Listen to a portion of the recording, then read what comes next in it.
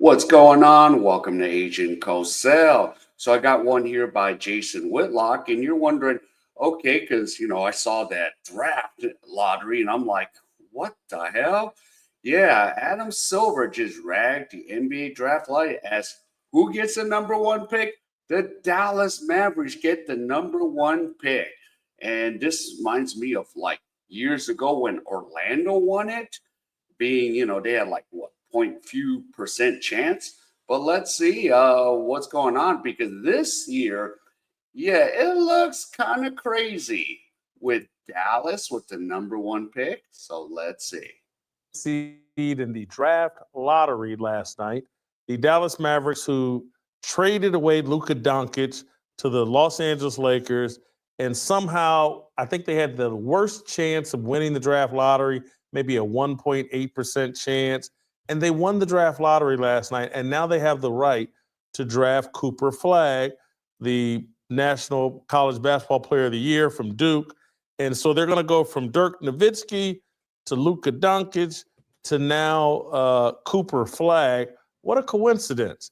Is this whole thing rigged or what? I want to ask Jay Skapanek that question.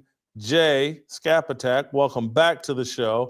And then there'll be a secondary question, Jay, about who would you rather be, the Lakers with Luka Doncic and 41, 42-year-old LeBron James, or the Dallas Mavericks with Cooper Flagg, Anthony Davis, and Kyrie Irving. But first, was the draft lottery, was it rigged? Well, Jason, thanks for having me. Always a pleasure to be here with you and great to see you. Look, I am actually pretty reluctant to give in to these conspiracy theorists. Actually, you and I were talking when I was in Nashville a few weeks ago off camera about, just some of the optics not being right, not lining up with that Luka Doncic trade back in February, right around the trade deadline. And look, it unequivocally shocked the world. It shocked the basketball world, shocked the sports world as a whole. I've been thinking about that trade event, Luka Doncic being traded to the LA Lakers, and I would actually describe it as the single most shocking off-court moment in sports, in basketball history, in the NBA's history. And it never really made sense. You and others have been speculating that ownership had some kind of a back alley deal with Silver to move them to Vegas potentially.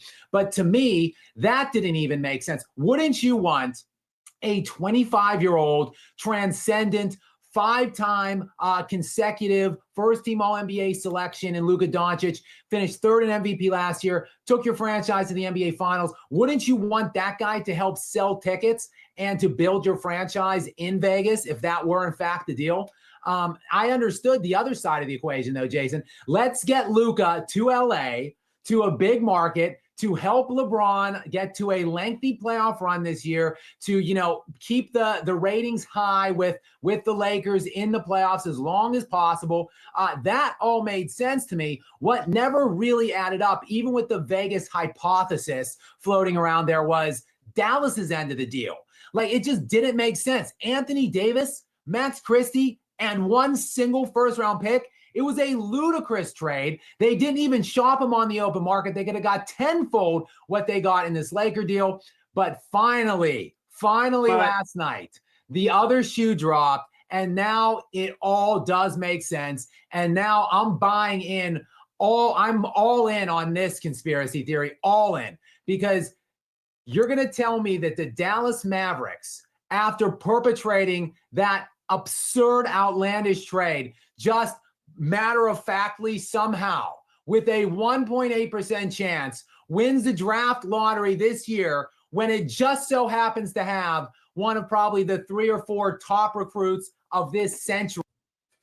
Yeah, it made me think, like, what the hell? Because when I heard that Dallas won the draft pick, so was this all part of a back dealing, Okay, I traded away Luka Doncic. I'm like, okay, which was a shock. I'm like, of course, in the ratings department, the Lakers are out after 5 games in the first round. So, that shot to death.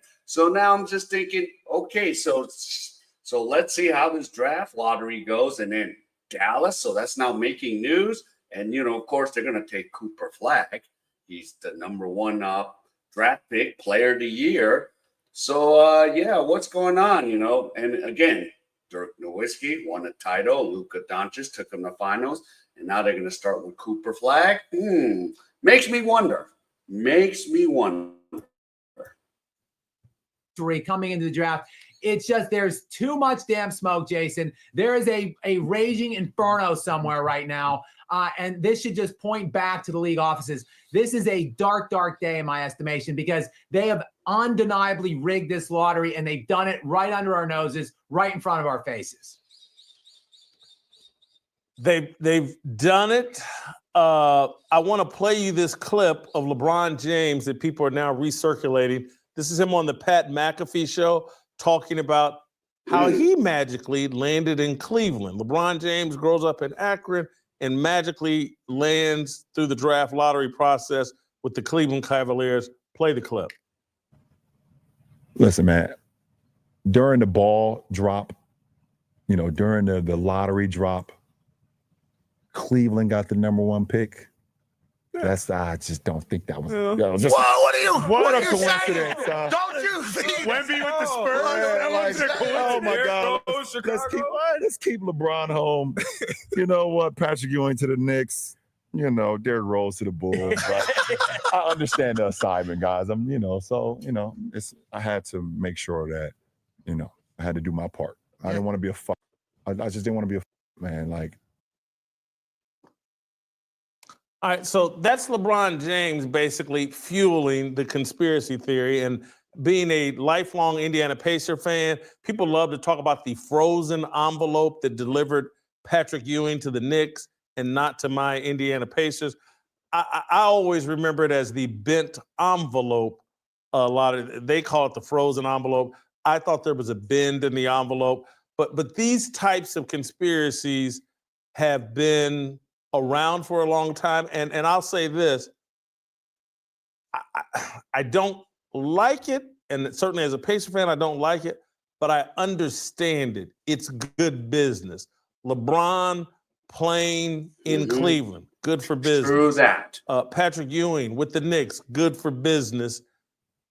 Cooper Flagg going to Dallas, good for business. I don't have a problem with it.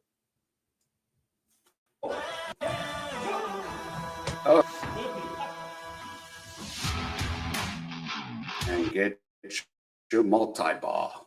I don't know, Jason. Like you said, that these kinds of conspiracies have been on. Yes, the Ewing, which you've mentioned, LeBron mentioned. LeBron going to Cleveland, obviously. Derrick Rose, that LeBron mentioned. Also getting Cleveland 2 more #1 overall picks when LeBron had left to go to Miami. The second one coming to help get LeBron back to Cleveland. So, yes, I think there's honestly a long and storied history of the NBA doing this or allegedly doing this.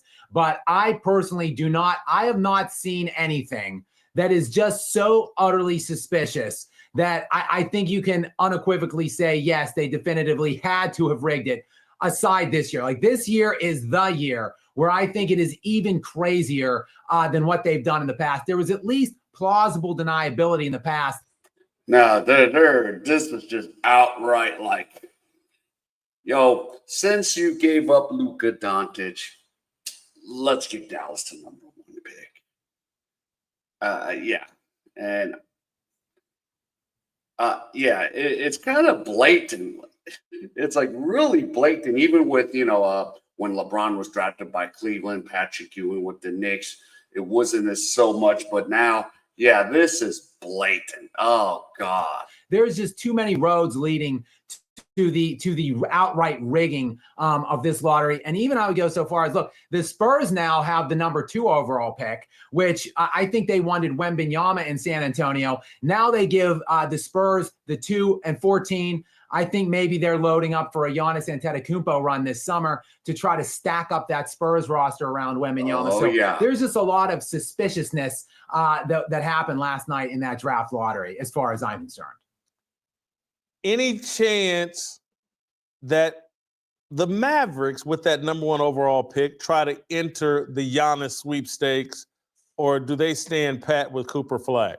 I would say. Well, Jason, if let's say hypothetically speaking, this was not rigged, and if we are to believe Nico Harrison that he's trying to line up all the chips and their time frame is right now to win now and to build a championship contender within the next 3 to 5 years, well, Cooper Flagg doesn't really meet that time frame with Kyrie Irving's in his early 30s now. Anthony Davis is in his early 30s. Why do you want an 18-year-old to come in there and try to cede maybe leadership to the team over to him within the next year or two, trying to compete against some of these upper echelon teams in the West?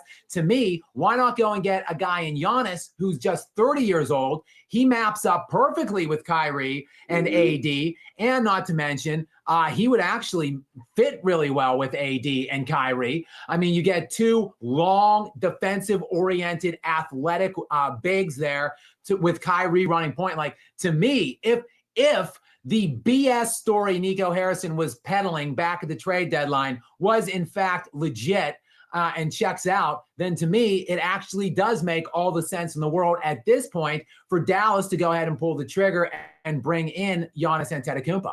But we'll see. I don't think that's going to happen. No. If you enjoyed that video, This is crazy. So we'll have to see. And right now, a lot of the Mavs fans were like, "We hate you, Nico Harris," and all of a sudden he looks like a genius overnight. But we'll see with with the drafting of Cooper Flagg, if he's because he's not really completely ready to take over the Dallas Mavericks team.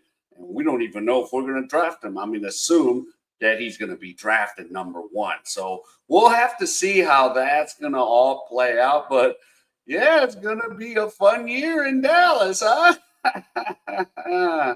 All right. So if any of you enjoyed any of this content, please give me the HKO special. Help the king out. Hit the like, subscribe, and comment. And wherever you are, stay safe. And I'll see you in my next video.